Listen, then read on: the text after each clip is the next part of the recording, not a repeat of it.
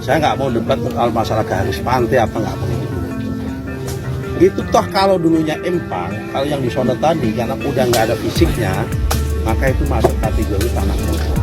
Keputusan Menteri ATR BPN Nusron Wahid membatalkan 20 sertifikat Haji Nun milik perusahaan Aguan menuai reaksi Kepala Desa Kohot, Kabupaten Tangerang, Asrin, Kades Kohot, yang mendapat pengawalan ketat dari sejumlah pria, yang diduga petugas keamanan pemerintah desa mendebat Nusron.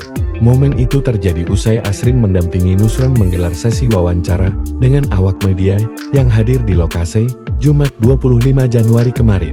Tak heran, jika awak media berusaha mengkonfirmasi, namun Asrin menolak diwawancarai, dia kemudian mendapatkan pengawalan ketat dari dua pria.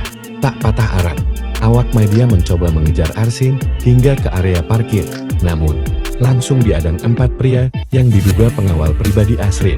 Tak heran, jika kemudian awak media menyebutnya Pas Pemdes, plesetan dari Pas Pamres yang mengawal pejabat tinggi negara. Sejumlah pria itu melarang para awak media mendekat dan mewawancarai sang kepala desa.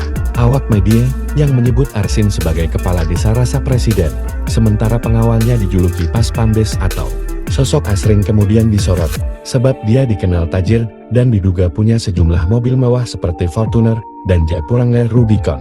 Hal ini diungkap akun X @bungmadian juga menyebut bahwa Arsin hajatan 3 hari 3 malam, bahkan mengundang Dangdut Family Group.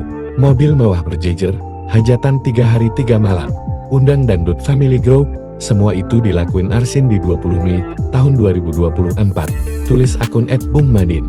Kini Arsin bin Sanib mendapat sorotan. Menteri ATR Nusron mengatakan, Asrin mendebat dirinya, jika pagar laut itu, terutama 10 sertifikat milik Aguan itu dulunya sawah dan empang.